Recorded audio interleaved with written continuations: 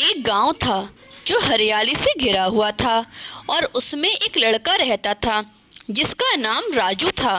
राजू एक मासूम और मेहनती लड़का था जो अपने पिता के साथ खेती बाड़ी करता था। उसका गांव बड़ा शांत और सुंदर था, लेकिन वहाँ एक अजीब रस्म थी। लोग मानते थे कि सहर के वक्त अगर कोई बच्चा अकेला जाएगा और उस वक्त गांव के तालाब के पास जाए तो उसका सपना सच हो सकता है। एक रात राजू ने अपनी माँ से सुना कि तालाब के पास एक चमत्कारी पेड़ है जो सपने पूरे करता है।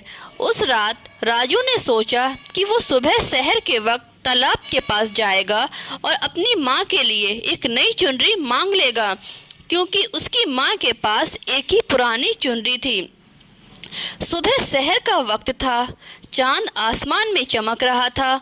सभी लोग अपने घरों में थे, लेकिन राजू अपनी लालटेन लेकर तालाब की तरफ चल पड़ा।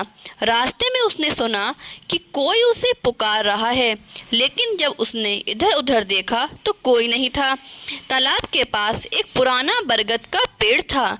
जब राजू उसके पास गया तो एक हल्की सी हवा चली और ऐसा लगा जैसे पेड़ बोल रहा हो।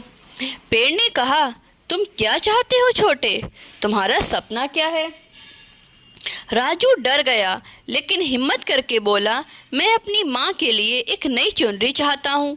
पेड़ हंस पड़ा और बोला, तुम्हारा सपना सच होगा, लेकिन याद रखना, सच्चाई और मेहनत के बिना सपने अधूरे रहते हैं। अगली सुबह जब राजू की माँ जागी तो उसके पास एक नई चमकदार नई चुनरी थी। गांव के लोगों को जब पता चला तो सबने कहा कि तालाब के पेड़ का आशीर्वाद है, लेकिन राजू को पता था कि सपने तभी सच होते हैं जब इंसान अपने सपनों के लिए सच्चाई और मेहनत से काम करता है।